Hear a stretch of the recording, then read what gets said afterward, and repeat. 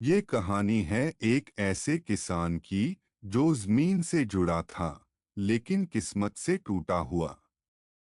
उसका नाम था रामचरण।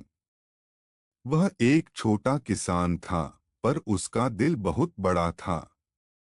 वह हर दिन सूरज उगने से पहले खेतों में होता और सूरज ढलने के बाद ही घर लौटता।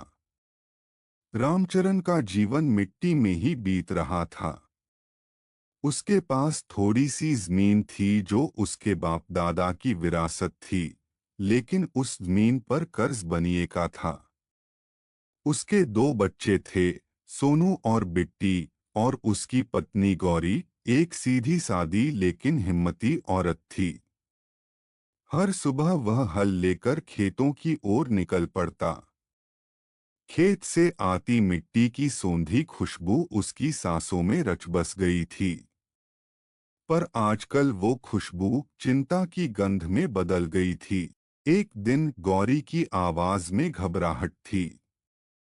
रामचरण, बिट्टी को तेज बुखार है, न सांस ले पा रही है। रामचरण बनिए के पास गया, सिर झुकाए। सेठ जी, बिट्टी बीमार है, कुछ पैसे उधार दे दीजिए, दवा दिलानी है। बनिया ठहाका मार के हंसा। रामू, तू अब और उधार मांगने आया है?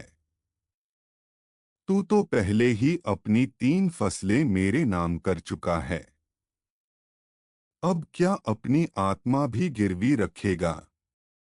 रामचरण ने धीरे से कहा, सेठ जी, मेरी बिट्टी की जान की कीमत जमीन से ज्यादा है। आप जो कहें मैं मान लूंगा। बनिए ने एक कागज निकाला, उस जमीन पर पूरे अधिकार का।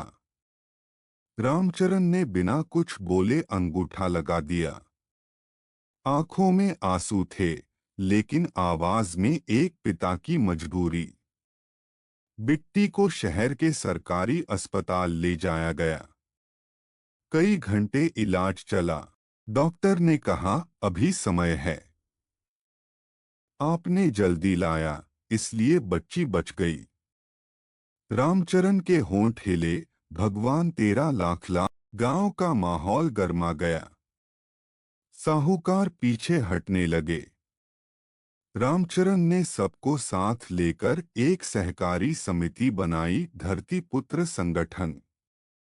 अब फसल का दाम किसान तय करते थे, साहूकार नहीं। गांव में बदलाव शुरू हुआ। सरकारी योजनाओं तक किसानों की पहुंच बनी। गांव में स्कूल खुला, बिट्टी ने पढ़ाई शुरू की। गौरी महिला समूह की अध्यक्ष बनी। और रामचरण अब भी हर सुबह खेत में होता है, लेकिन अब उसकी पीठ झुकी नहीं होती, उसकी आंखों में चमक होती है। किसी पत्रकार ने रामचरण से पूछा, इतना सब पाने के बाद आपको कैसा लगता है? रामचरण मुस्कुराया, हम किसान हैं। हम लड़ते हैं, गिरते हैं, उठते हैं, लेकिन रुकते नहीं। अगर मेहनत इबादत हो तो किसान मसीहा होता है। रामचरण की कहानी लाखों किसानों की कहानी है। वह मिट्टी का बेटा था, और वो साबित कर गया कि धरती से बड़ा कोई धर्म नहीं।